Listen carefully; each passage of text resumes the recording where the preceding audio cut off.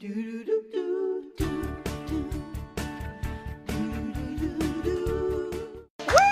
love that song. Welcome back, everybody. It is starting to get cold outside. And we are pulling our, well, except for here, but we're starting to pull our sweaters out of storage and, you know, get all those cozy sweaters out. But they might be out of style now. So here with a no-sew DIY to bring your sweaters up to date with some fabulous fringe is our fabulous friend, Orly Shannon. Oh my gosh, thank you. Alliteration I do. Do you like that? Really, I enjoy. You just got back from a place where a lot of people were wearing sweaters. You were in Iceland. I was in Iceland. Who goes to Iceland? Awesome. Did you lose a bet? What happened? Oh my gosh. No, actually, Iceland, I'm joking. It's beautiful. It was the luckiest situation to go. There I am in Iceland, and clearly bundled up because it was freezing. We were hiking a glacier here. This is 16 girls on a bachelorette trip, if you could believe What it. a great bachelorette All trip. of us flew to Iceland. That's the bride right there, Amanda, on the right, and me on the left. And we were all bundled up in the most amazing places. We had a beautiful.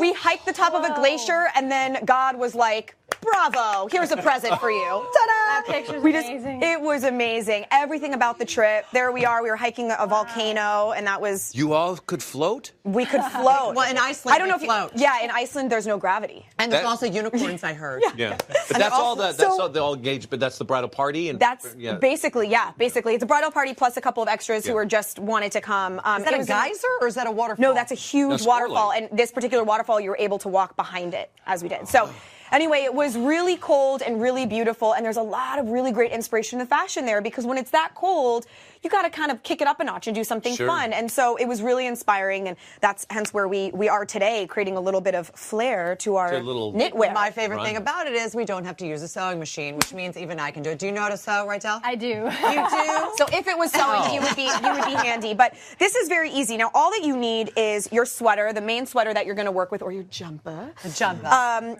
You want to make sure that sweater is a fairly large knit, because I'll show you the actual process of it, but you don't want something that's a really, really tiny knit. You want something where you can actually see those big stitches. Much like all of these here, you can see kind of the big chubby stitches in all of them. You need that.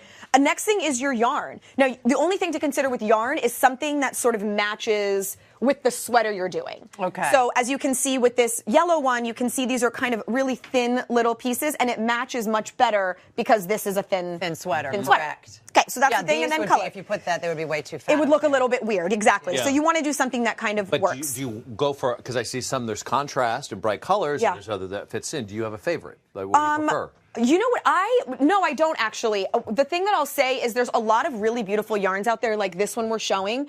This was, I got it at Michael's, but it was like Isaac Mizrahi brand or whatever. And it has this wrapped around it, this little metallic thread that you see in there. It looks expensive. It really does. And it was $4.99 for the whole thing, and I barely needed half of it. So it's not expensive, and it's the same one, except mine is blue, that I'm using here, and it ties in beautifully with the natural color of my sweater.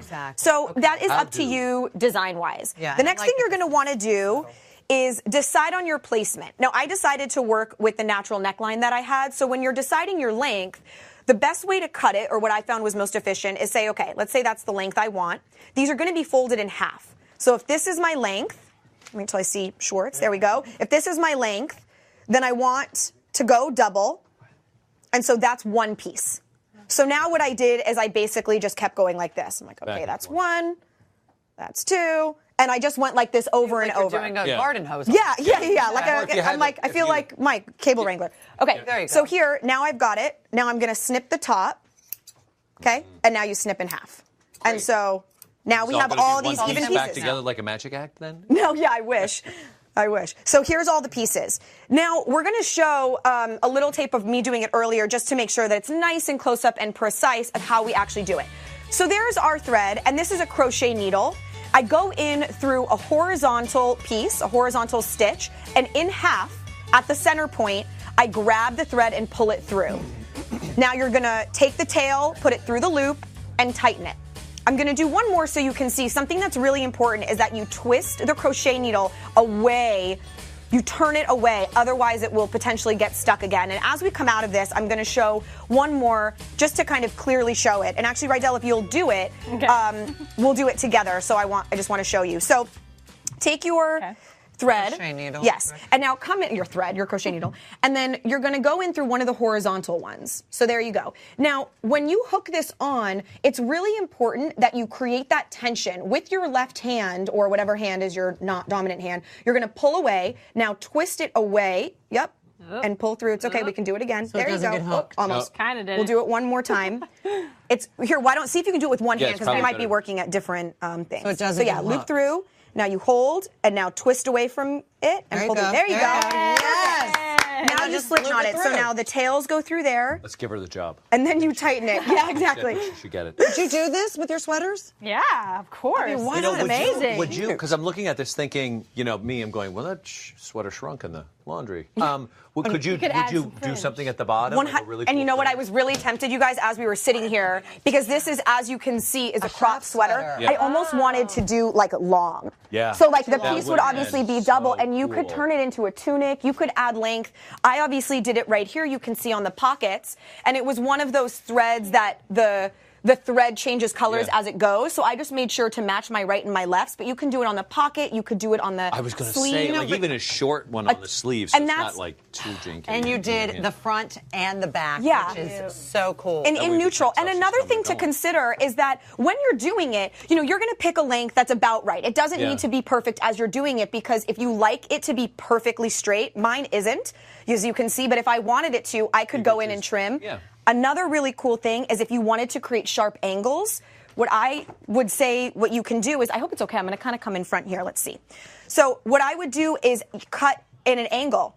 So like right here, do we have a camera that can see me? Oh, good. Okay. So you can go like this after the fact. Look at that. Nice. It's like a barbershop. Exactly.